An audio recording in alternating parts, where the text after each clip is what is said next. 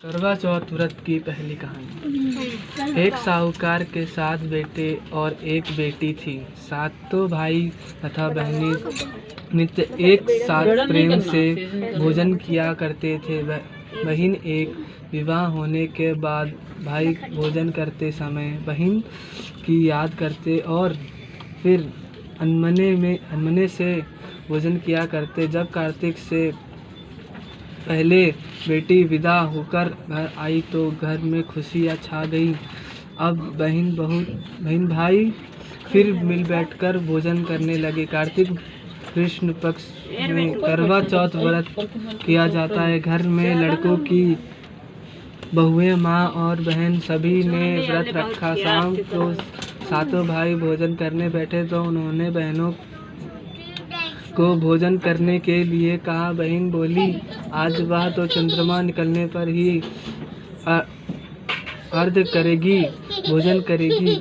भाई चुप होकर भोजन करने लगे, पर सबसे छोटा भाई बहन से बहुत प्यार करता था। उसने सोचा कि बहन चंद्र के निकलने तक कैसे भूखा रह पाएगी। उसने भाइयों से सलाह करके वृक्ष के सहारे सीढ़ी लगाकर और चन्नी के पीछे दीपक रखकर उसका प्रकाश चंद्रमा बता दिया और भोली बहन को अर्घ देने को कहा।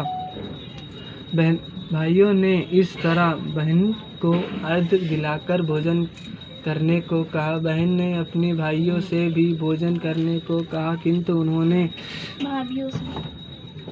भाइयों के द्वारा छल किया जाना बताकर नंद को भी भोजन करने को मना किया।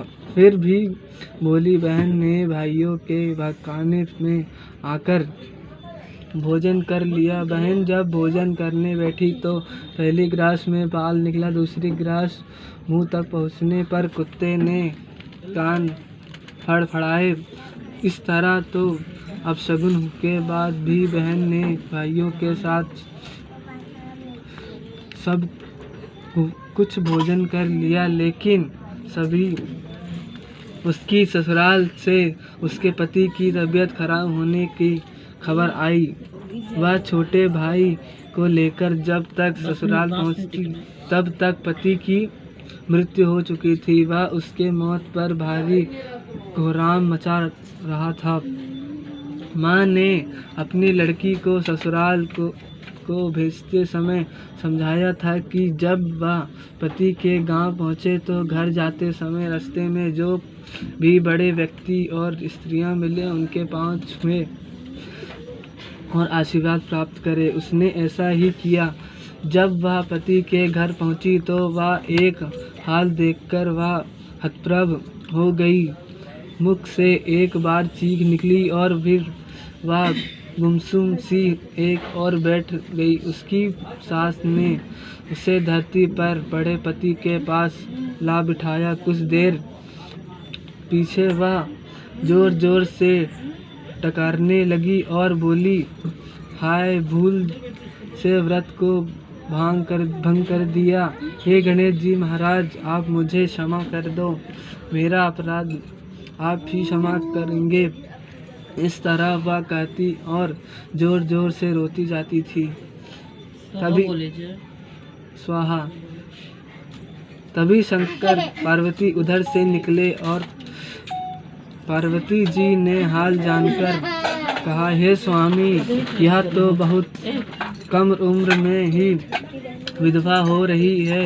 यह अपना शेष जीवन कैसे काटेगी? प्रभु आप कुछ कीजिए। शंकर भगवान बोले, प्रिय, आपका कहना सही है, किंतु यह अपराध तो गणेश जी के प्रति हुआ है, वह इसे संभालेंगे। उन्होंने गणेश जी से उसका सुहाग बनाने को कहा। तब गणेश जी ने व्रत खंडन करने की उसकी भूल को क्षमा कर दिया और कहा कि वह अब अगली करवा चौथ का व्रत करने में भूल न करे। तब उसका पति राम राम कहकर उठ बैठे और बोले, मैं तो आज बहुत सोया, घर में आनंद छा गया। बहू ने वर्ष के सभी चौथ माता की व्रत किए सभी चौथ माताओं ने कार्तिक की सबसे बड़ी करवा चौथ का व्रत विधि पूर्वक पूर्ण किया और अपने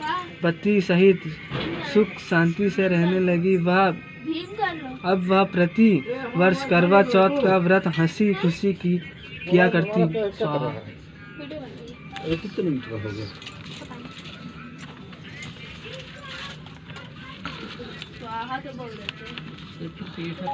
कितने मिनट बनाने का?